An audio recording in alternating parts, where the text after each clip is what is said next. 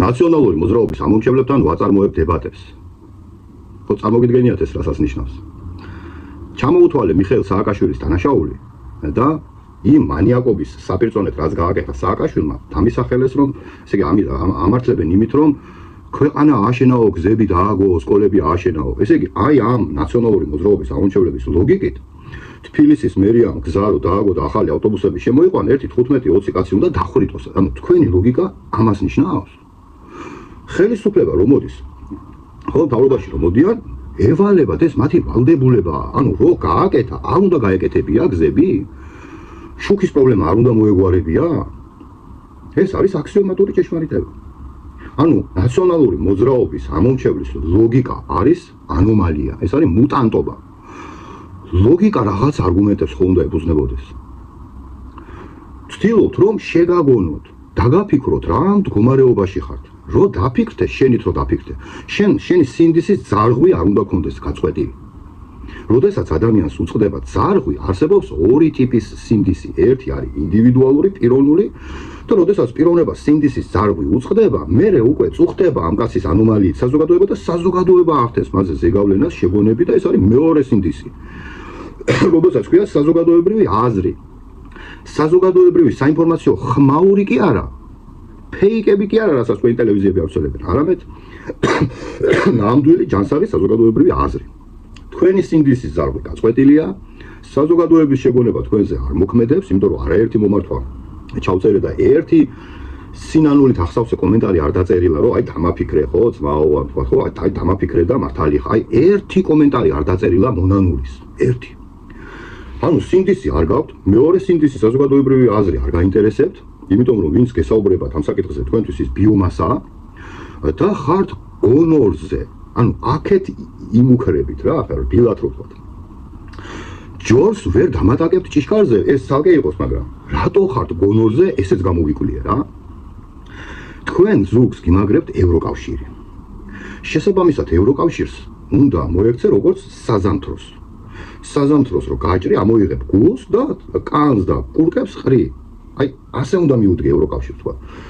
თქვათ მერსედესის ქარხნის ტექნოლოგიების ლიცენზია რო წამოიღო, ეს კარგია. სამოქალაქო კოდექსი რო წამოიღო, კარგია. სოციალურ-ეკონომიკური სტანდარტები წამოიღო, კარგია. მაგრამ ანათემაზე გადაცემული კბილებამდე შეიარაღებული იაღოველები არიან ევროპელები, ხო, ძირითადი მასა, ეს არის ანათემაზე გადაცემული ერეტიკოსები. ერეტიკოს სახელმწიფოს შენ, როგორც საზამთროს უნდა მოექცე, კეთილგონიერებით, ხო, წამოიღო ტექნოლოგია თქვათ, მაგრამ ზნეობაზე როგორ უნდა გელაპარაკოს ევროკავშირის საქართველოს და წერტილი. შესაბამისად ეს გონორი რომ გააქვთ, უნდა წაიკითხოთ რას ნიშნავს ანათემა, რა ემართება ერთს, რომელიც არის გადაცემული ანათემაზე თუ მისი ძირითადი იდეოლოგია უკვე ერეტიკულია. წაიკითხეთ ერესის და ანათემაზე გადაცემის შედეგები და თქვენ მიხვდებით ვინ გიმაგრებთ ზურგს. და მიხვდებით რომ თქვენი მფარველები უკვე დაზირულ ნავშიზიან და თქვენ მიხვდებით რომ თქვენ ლოგიკა არ გაგაჩნიათ. უკვე გაგიჩნდებათ საზოგადოებრივი აზრის მოსმენის უნარი და თქვენი ესე იგი სინდისის ძარღვი გაცოცხლდება და წერტილი იმედი ამტოვებს უბრალოდ დასაღუპად მენანებით. თქვენ ხართ განწირული ხალხი და არავის არ უნდა თქვენთან დიალოგი. გავბედე ხო და გადავწყვიტე თქვენთან საუბარი. იცით რომ მე არც ერთი პარტიის ამომრჩეველი არა ვარ. და ჩემნაირ პიროვნებასაც კი თავზე გადაუარეთ ხო? ეხლა ხვდებით რომ თქვენთან არავის საუბარი რატო არ უნდა? ადამიანობა გაქვთ დაკარგული. აუ დამიჯდეს დებატებში ამას ვიზამ, იმას ვიზამ. ჩემთან ვერ გამოვნახეთ საერთო ენა. ალილუია, მამაუჩვენოთი ვიწყებ და ვამთავრებ. და რო თქვი რომ მიხეილ სააკაშვილს შუბლია გასახვრეტი მეთქი, გადახედეთ ახლა ჩემს პოსტებს და ვიდეოებს და ნახეთ რომ ქრისტიანობაზე ვლაპარაკობ და ახლა ისევ თქვენი ლოგიკა ჩართეთ და გადაიანგარიშეთ რომ ესე იგი ქრისტიანი როგორ საუბრობ ადამიანის დახვრეტას. ესე იგი თქვენ გაქვთ საკითხული ქრისტიანული სწავლება და დავით აღმაშენებელს არ ქონდა საკითხული ქრისტიანული ზნეობრივი განაწესი, რატო ხოცავდა და თავს რატო აჭრიდა მოღალატეებს? ესე იგი არ იცოდა დავით აღმაშენებელმა რას ნიშნავდა ქრისტიანობა. მოღალატეს, ერის მტერს, ქრისტეს მტერს თავებს აჭრიდა და სწორიც იყო. იმიტომ რომ შენ როდესაც სამშობლოს მოღალატეს თავს მოჭრი, შენ ამას ვერ იზამ თუ არ გიყვარს სამშობლო და უფარი. ანუ არც ქრისტიანული მორალი იცით, არც ადამიანური მორალი იცით, არც ლოგიკა გაქვთ და თქვენი მფარველები არის ანათემაზე გადაცემული ერეტიკოსები. ანუ ერთმანეთთან ქიშპობაზე კი არ უნდა იხარჯებოდეს დრო.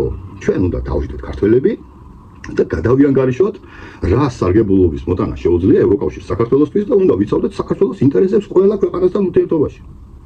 და თქვენ გინდათ ინდულიგენცია და ხალხის დახოცვის გაправება და კილერობის და მანიაკობის ლიცენზიების აღება. ამის გაправება გინდათ? კოჰაბიტაციის შემდეგ რომ მოგეცათ შანსი და მაინც რომ გეშინოდათ და სახლიდან გამოსulis გეშინოდათ. ეს შიშისაც წავიდა. ანუ ფარველები იპოვეთ და აი ეს არის მთელი თქვენი იდეოლოგია და წერტილი. ამ ეტაპზე ამით დაგემშვიდობებით, მადლობა ყურადღებისათვის.